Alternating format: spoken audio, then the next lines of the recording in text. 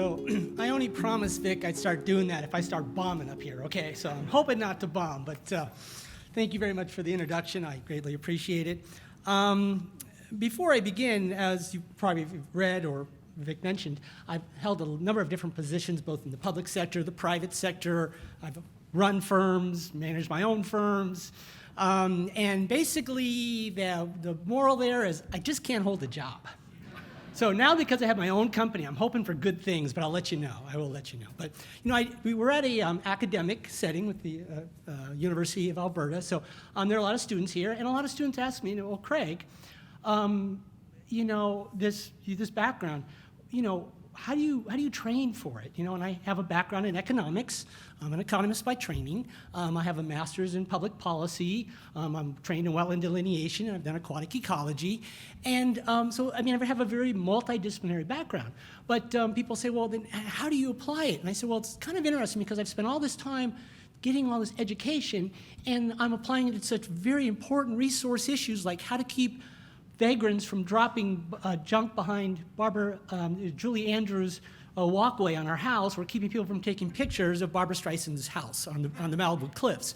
So be careful what you study, because you may not end up doing it, or never get appointed to a governmental post of any kind. So, but what I'd also like to mention is that in terms of what I do now, maybe one of the reasons what I do now is fairly, pertinent to what I did, is because now I basically sell swampland snakes and frogs for a living. So if you want to buy a swamp from me, come see me. So, they used to say, oh, they're selling swampland in Florida. Well, you know what? That used to be a bad thing. Now you can get it for about $300,000. So, I don't think that's a bad thing if you're a private landowner who owns that wetland.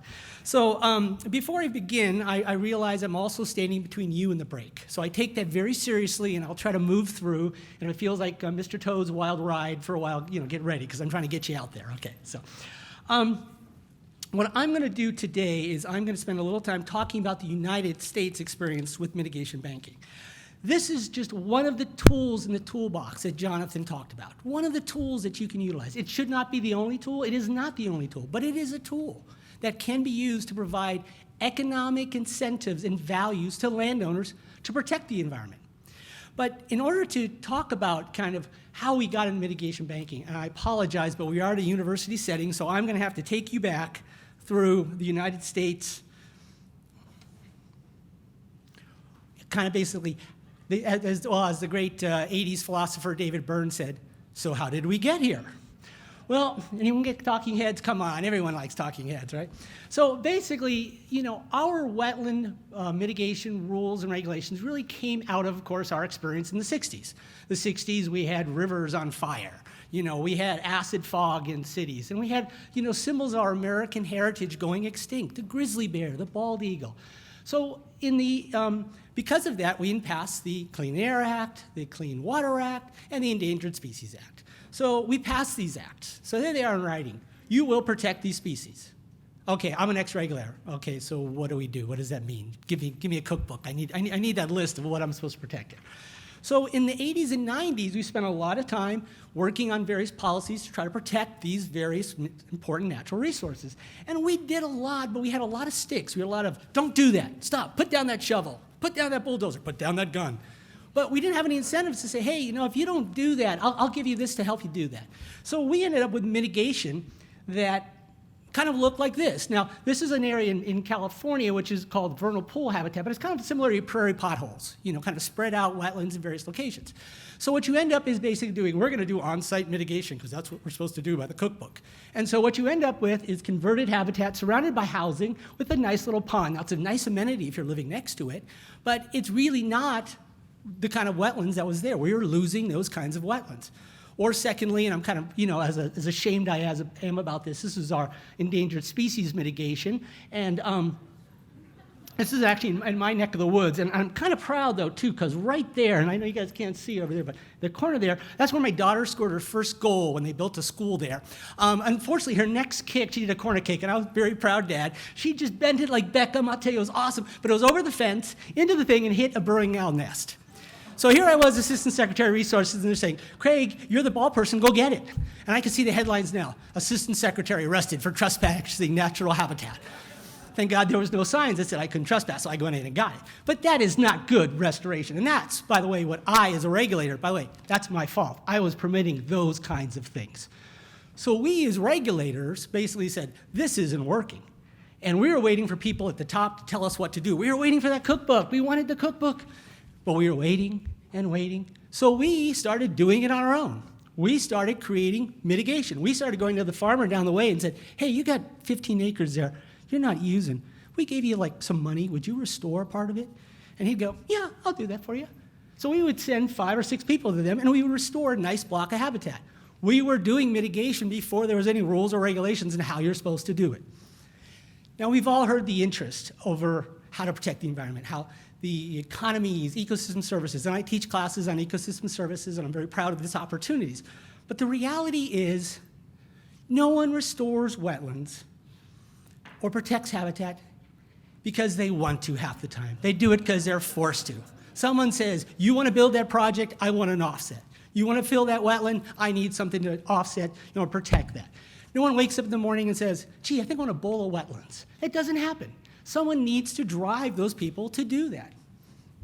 So in the United States, the primary drivers are, of course, the Clean Water Act and the Endangered Species Act, which have provisions to require offsets if you impact habitat. But what's really interesting is that a lot of mitigation, though, comes from not those 2 main drivers, but other types of mitigation. It could be the Clean Water Act in terms of water quality. It could be the Coastal Zone Management Act. NEPA is our National Environmental Protection Policy. And then local agencies can drive a lot of mitigation. They also even drive in parts of the state agricultural mitigation. So what is a mitigation bank? Okay, long and short. A wetland mitigation bank is a large restored or enhanced wetland habitat formally approved, I underlined it, formally approved by regulatory agencies to provide compensatory mitigation to third parties. Now, of course, there are a lot of ecological benefits. Larger preserve size versus the small ones typically work better. Mitigation is done and planned in advance. Extensive agency review, typically 3 or 4 agencies, and there's biological performance standards and land stewardship. But as important in this field is that there are also economic benefits. And the economics are, when you're permitting and restoring 100 acres, it's about the same as permitting and restoring 5 acres. So you get those economies of scale on a per acre basis. It reduces permitting time for other people going through the process because that person, rather than having to do that process themselves, they can come to you and acquire those credits. It reduces mitigation uncertainty. If I'm doing it advanced, well-planned, the chances of it working are much higher than half an acre mitigation behind someone's house. And finally, in the United States, one of the key things that we offer is when you buy a mitigation credit from somebody, your liability is severed. You no longer are responsible under the Clean Water Act and the Endangered Species Act to make sure that works. Now, to me, that makes common sense. Highway departments, developers, churches, schools, they do development. Now, do you really want your priest or rabbi managing your wetland? I don't think so. You'd rather have professionals, whether it be governments or nonprofits or private landowners. Those are usually preferable. So one of the questions I get, and there are a lot of people who are early skeptics, this mitigation bank stuff, I don't really know if I'd like it. I like restoration, but I don't know that banking stuff. God, I don't know. So can anyone tell me which one of these is the mitigation bank? Anyone? Just shout it out. No? Anyone? Well, could have been either one. But it's the one was on the left-hand side. And why? As I talked about earlier, formally approved by the agency and has a legally binding agreement that allows you for doing certain things like protecting it, put a permanent easement on it, having endowment accounts to manage it in the future. You can sell credits, and that's the only difference, really. But again, one of the things that's different from a lot of projects, that other project that you see up there, I also worked on through a grant program that we got with the California Waterfowl Association, a group that Jonathan works with a lot down in the lower 48. That project was also a great project, but it didn't have performance standards. It didn't have legal standards. It was just a restoration project. And if it failed in 5 years, it failed. Too bad. My mitigation bank, if it failed, I can't sell credits. I can't get a return on investment. Economic incentives. I just thrown mitigation conservation banks. This is our species conservation banks. Same issues, Again, large sites set aside approved by agency to provide mitigation for species, with the focus here on actually preservation. And again, large sizes. This makes total sense. Species like large areas. Larger is better, better conductivity. It's our highways. It's the infrastructure for species. You need to have it.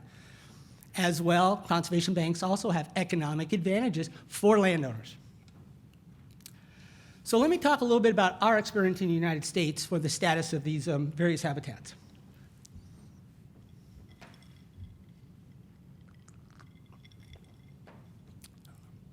Okay, so as you can see, in the early 90s, not a lot of mitigation. Mitigation policies came into place in about 1995. But you'll notice there were mitigation banks going on prior to the policies being in place. And that's something, by the way, I really recommend to places who are looking at how are they going to do these things, looking at getting pilot projects in advance.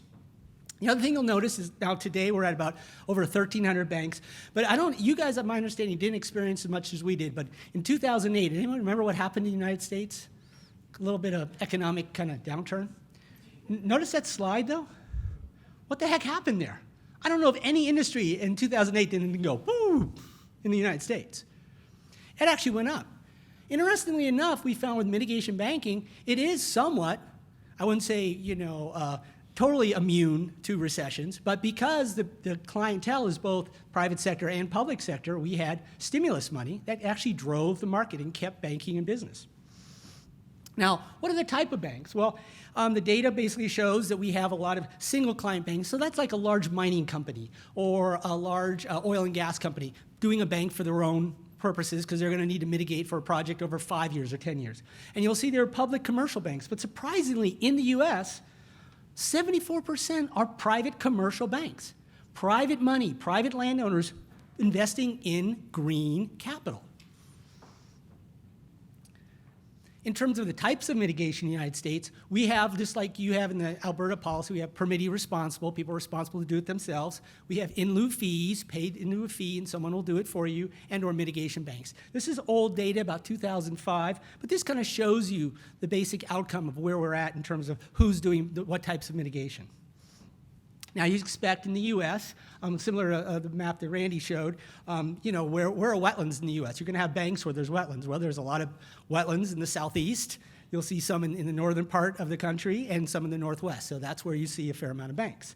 Don't have a lot of wetland mitigation banks in Arizona, Nevada. Deserts, not a whole lot of wetland. A lot of desert washes, which are actually really cool habitats, but still. But the question everyone always asks me, okay, but how much? How much do you make on this thing? Well, as you can see by that slide, it varies across the country. Why? Because prices for land, prices for activities, business, construction always vary. So what is a mitigation price of a credit? It's what the price of cost of good is. What is the cost of production? What does it cost you to do that? And that will be the cost that you'll experience here. And whether you see $400,000 like an urban area, which might be right outside a city like Toronto, or you see prices of $7,000 or $12,000 like you see in parts of Arkansas. It's going to vary by the region, by the local. This is a local market. This is not a virtual market. This is a bricks and mortar market. Watersheds and species range. So in conservation banks, just to have an idea, about 120 in the United States. But by the way, what's really funny is in California where I live, anywhere you turn, we have over 300 endangered species. Anywhere you turn around and step, you're going to step on an endangered species. But in other parts of the country, we actually have a fair amount of endangered species. By the way, in the United States, we have the same Endangered Species Act, but the laws are applied differently in various parts of the country. So it's really how people decide to interpret and apply the law. So let me give you just a couple examples.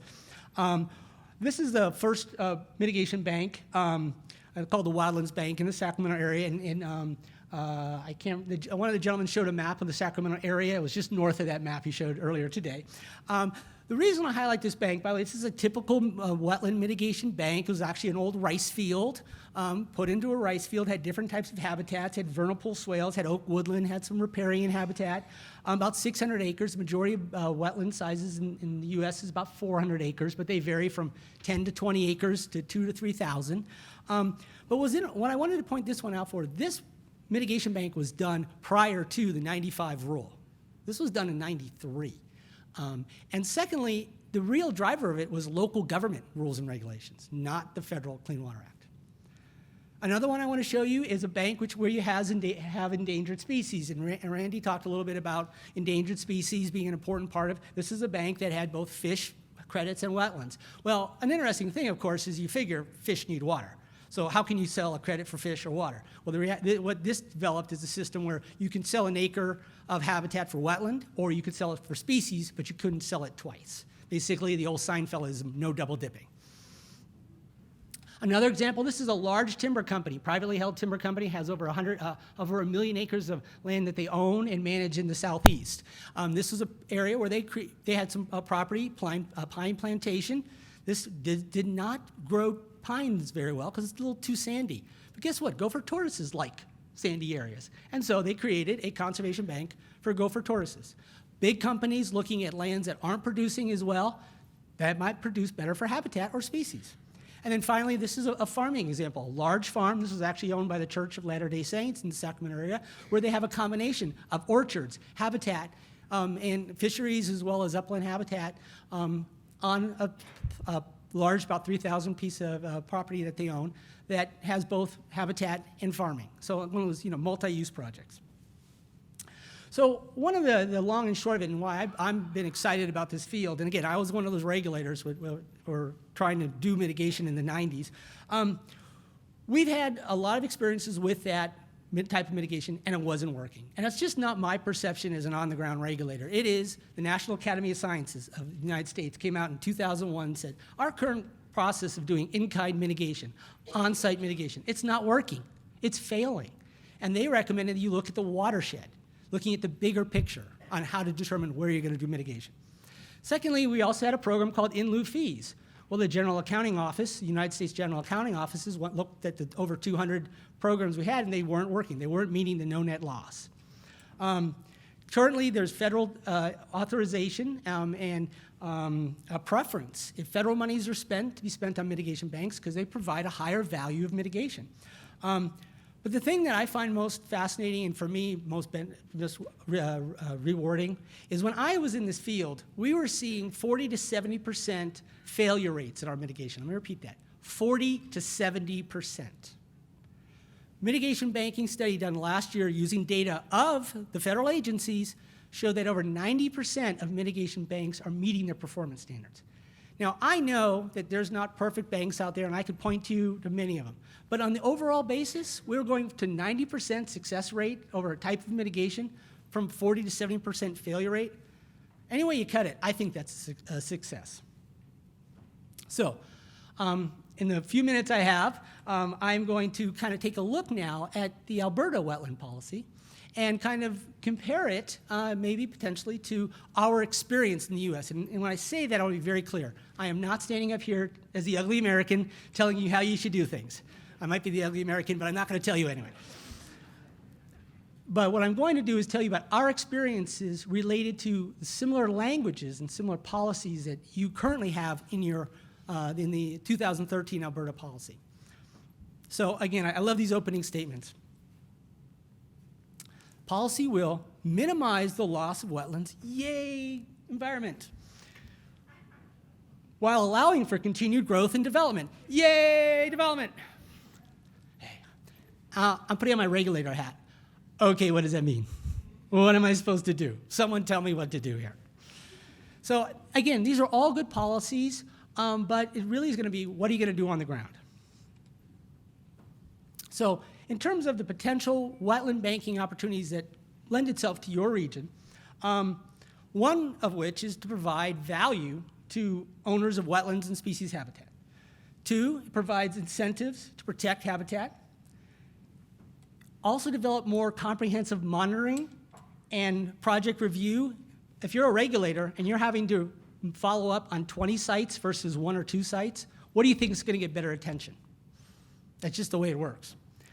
Providing for better long-term stewardship. Develop stewards out there, professional stewards who are managing the land. I have seen land restored, and I've done it. I've restored great properties. Come back 5 years later, they were failing. Why? Because they weren't managed. And by the way, you know who make the best managers? The people who are on the land. The landowners, the ranchers, the farmers. They are great stewards of the land. You tell them what you want, and they'll get you there.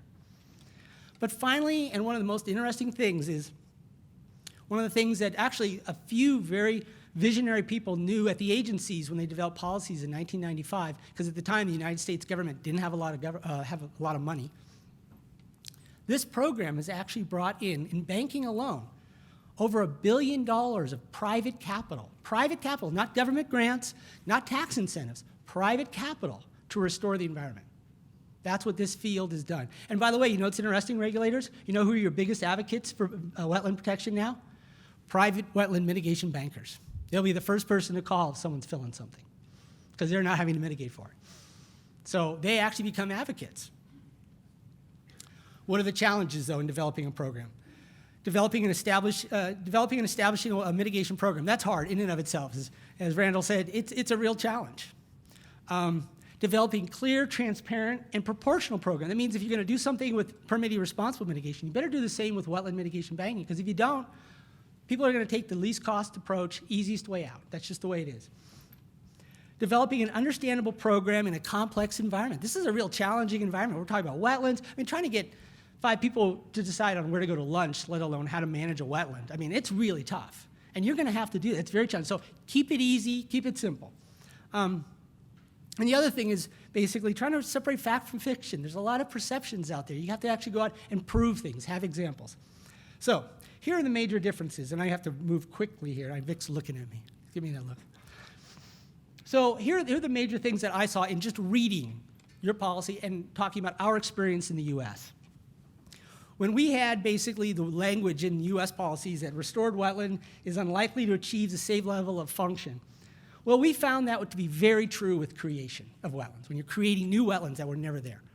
But we also found that if you had the soils and hydrology and you could restore those, we found amazing benefits, and oftentimes better than the habitat that you were replacing.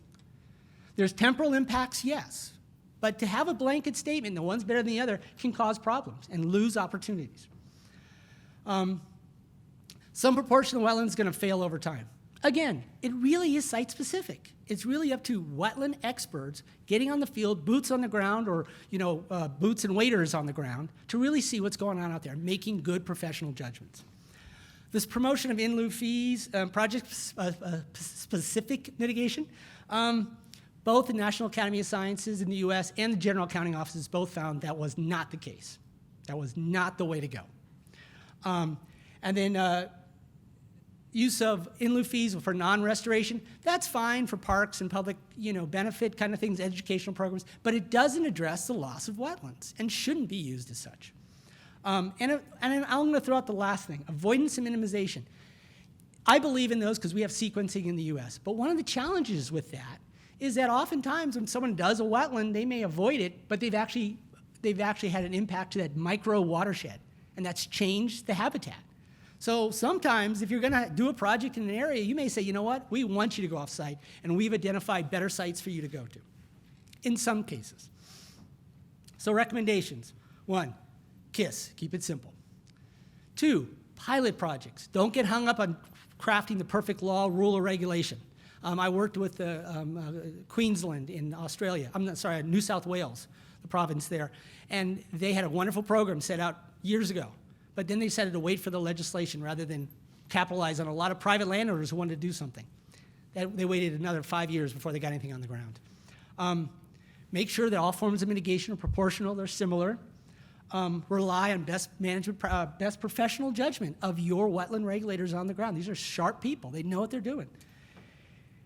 And finally, if you're going to do mitigation, ensure that all the costs, including monitoring and stewardship, are factored in, because a well-managed site can act just as well as a well-restored site. Sorry for going over. Thank you for your time.